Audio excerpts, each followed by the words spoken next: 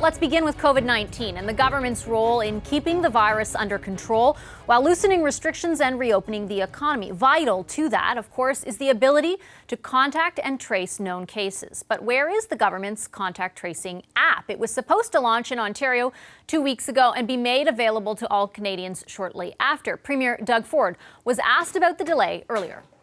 Right now, it's with the feds. We're ready here in Ontario. I'm proud that I came from Ontario. I'm proud that our folks here in Queen's Park helped out with Shopify.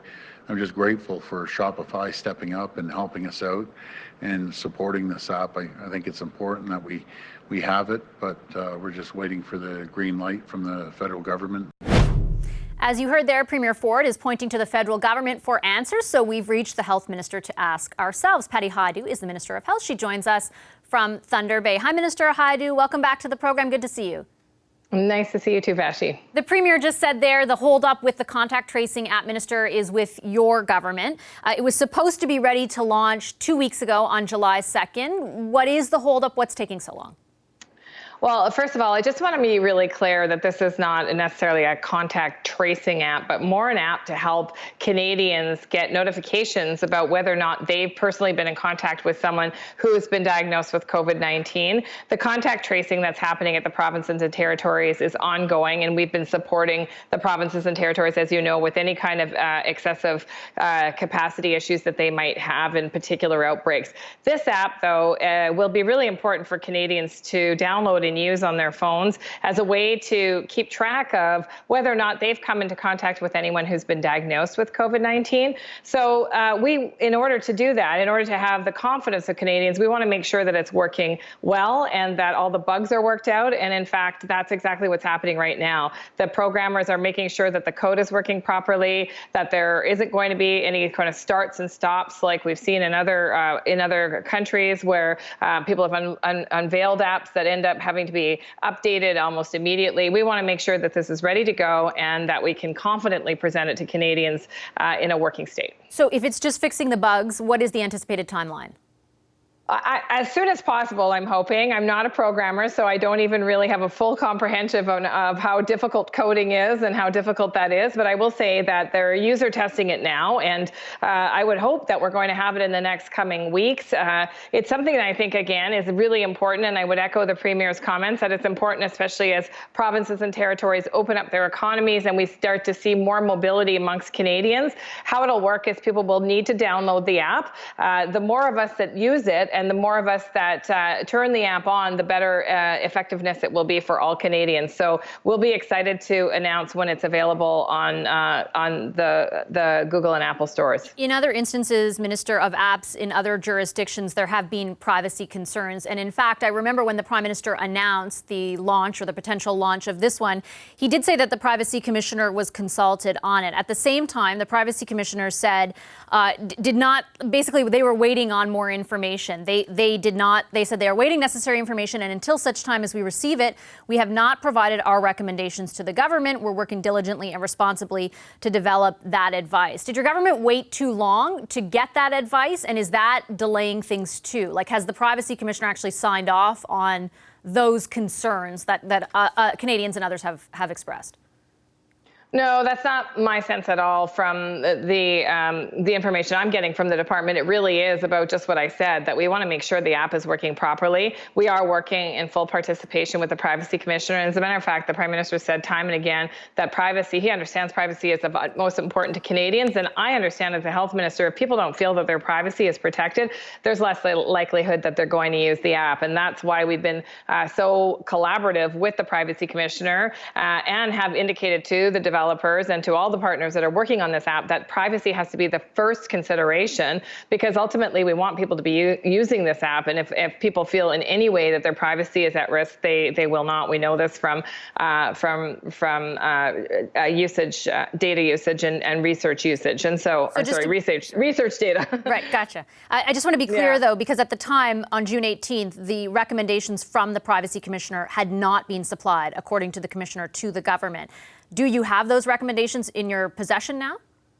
I know that the departments have been working really closely with the Privacy Commissioner to enfold recommendations and to make sure that we understand that we have the confidence of the Commissioner. And so, yes, I would imagine they're working very closely with the Department of the Privacy Commissioner to make sure that we're not overlooking any kind of aspect of importance that the Commissioner will have. So, listen, again, we understand that this is of utmost importance to Canadians. And look, this is a voluntary app. We have to make sure that we get a sufficient amount of users in order for it to be practically useful to Canadians. And first and foremost, Canadians have said that their privacy matters. So we're working with all of the experts that we can tap into, including the Privacy Commissioner, to make sure that all concerns are acknowledged and developed into the privacy of the app. When I opened this segment, I was talking about the government's role in sort of loosening restrictions, but still maintaining control over the virus. And we know that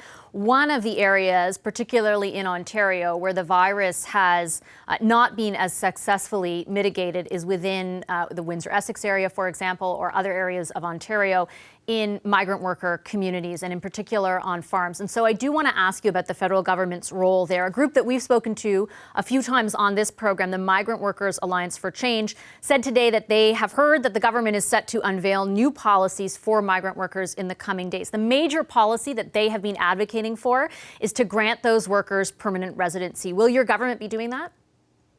Well, my colleagues, Minister Qualtrough and Minister Mendocino, are working, as the group says, on a plan to improve conditions for migrant workers. Listen, I was a Minister of Employment prior to being the Minister of Health, and I fully understand the challenges that migrant workers face in Canada when they arrive here. And we've taken steps, as you know, to improve the program, but there's so much more to do. In terms of the Windsor-Essex outbreak, though, I will say that part of the challenge has been the very poor housing conditions that many migrant workers are facing when they come to Canada, and we need to do more collectively to ensure that when people come to our country to work in our farms, work in our factories, our meat factories, etc., that we're taking care of them, and that includes adequate and safe living accommodations. I know this is a cross-jurisdictional issue, but I want to ask specifically, about the federal government's responsibility here, especially where the temporary foreign worker program is concerned. I'm looking at a report from the Globe and Mail 2 weeks ago. The federal government allowed some employers of migrant farm workers to submit 3-year-old housing inspection reports in order to secure labor during the pandemic, instead of requiring up-to-date evidence of compliance with the program. For a 6-week period at the outset of COVID-19, the government stopped conducting housing inspections under the program altogether. When the audits resumed, they were done remotely.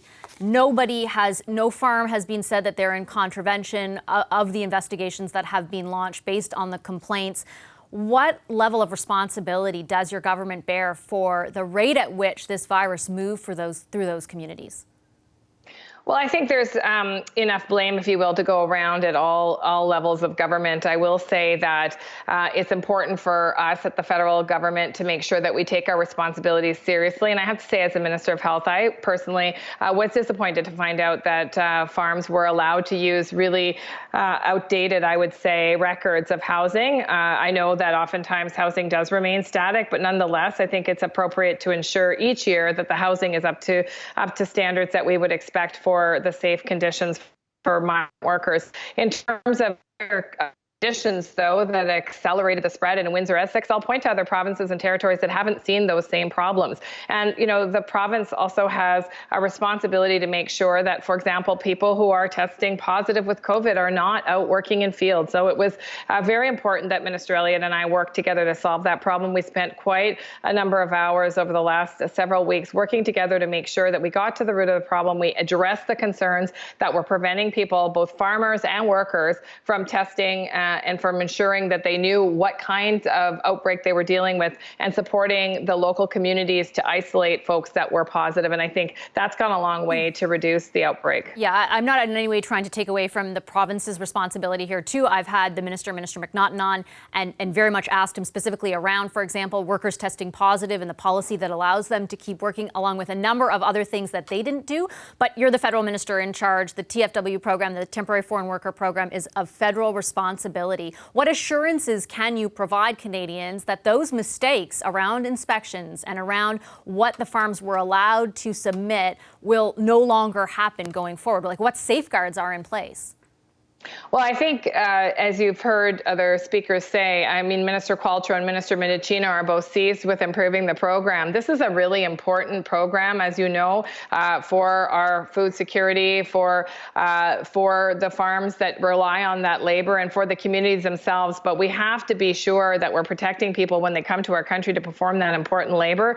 And I'm looking forward to the unveiling of new regulations and new supports for people that are both working on the farms and for the farmers that are using that labor. Listen, it's our responsibility at the federal government, no doubt about it. And we have stepped up, as you know. We've provided supports financially to farmers to make sure people were quarantining appropriately when they entered the country. And in fact, unfortunately, these workers contracted COVID-19 after that mandatory quarantine period, which we supported financially. So there's more work to do together. But I will say everybody needs to take this seriously at all levels of government. Yeah, I take your point on the money. It was $1,500 per worker, I believe. But I think that the questions around the enforcement of the measures that are in place are valid ones. I do want to move on, though, because I know that a big topic of discussion for so many Canadians right now is actually what's happening south of the border and the rate of the spread of the virus there. I know that your government plans to extend the restrictions at the border for another month into August.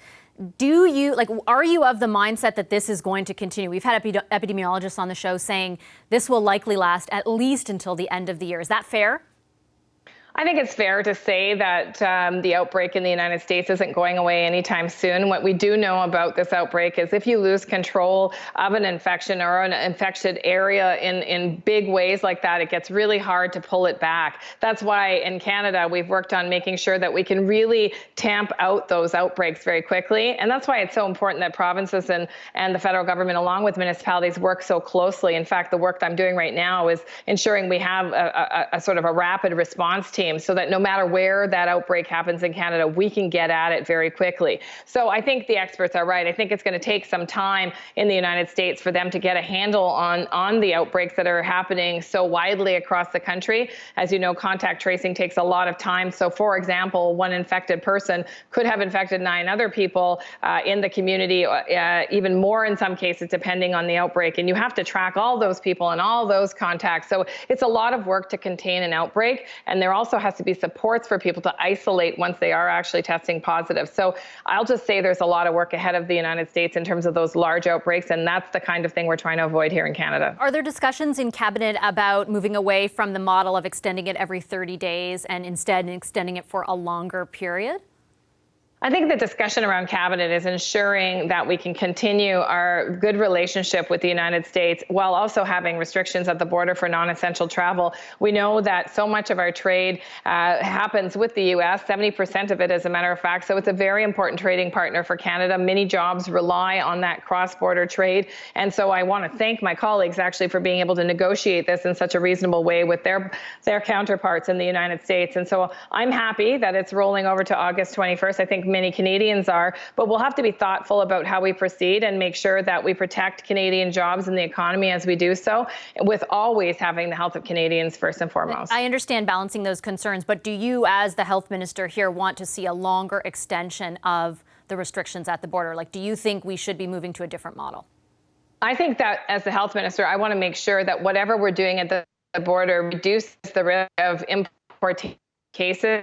Know that we are, here doing much better in Canada. But I will say that with COVID-19, we can easily lose the control that we've managed to obtain. So I'll be working with my colleagues on a variety of different measures that we can explore to improve our health controls. As you probably saw, I think CBC reported on this. We have additional health professionals in almost all of the crossings, land and air now. So we're really building up our capacity to do quite a bit of health screening. And so we'll play it by ear. Right now, the border doors closed to August 21st, and that makes me breathe a sigh of relief as the health minister for the next month. Minister, one more subject to ask you about before I let you go, and I do appreciate your time this evening. It's related to COVID-19, but not directly, and that is around the We charity controversy. The Prime Minister says that Cabinet signed off on the decision to award the charity that contract for the Student Service Grant Program. When you were sitting around that table making that decision, did you feel like the Prime Minister had a conflict, and did you say anything about it? I'm sorry, Vashti. I think you know that we can't have conversations about what happens in Cabinet with the public. It's a really important actual principle of Cabinet, is that you have the freedom to hash out issues around the Cabinet table, freely saying what you say without fear that what you say will be reported in the news, and that you get to the best decision as a table. And so I have to respect the Cabinet confidentiality that I've sworn to. Outside of the Cabinet table, then, have you raised concerns with the Prime Minister about that program or his own conflict? I haven't had a chance to speak with the Prime Minister personally since the story broke. Last night, the former ethics commissioner who was in office for a decade, Mary Dawson, said on this program that the Prime Minister seems to have a, quote, little bit of a blind spot when it comes to ethics, citing the 3 investigations. Do you agree with that assessment? I'll just say that as office holders, it's of utmost importance that we follow the principles and the guidelines of the ethics commissioner. And that's for a few reasons. 1, because Canadians expect us to. And 2, because it's important that Canadians have confidence in their government. I know the Prime Minister has apologized, and I look forward to the next steps in delivering services to young Canadians across the country. Do you have a problem with his actions here? Listen, I think it's important that he apologized and took ownership for it. I think it's important that we all remember as public office holders that we need to be fully cognizant of the requirement to be really blameless in terms of ethics and the duties that we hold as public office holders to uphold those ethics. Okay, I'll leave it there. Minister Hajdu, thank you very much for your time this evening. Thank you very much, Ashi. Hi, I'm Vashi Capellos, host of Power in Politics. See more of our show by subscribing to the CBC News channel or click the link for another video.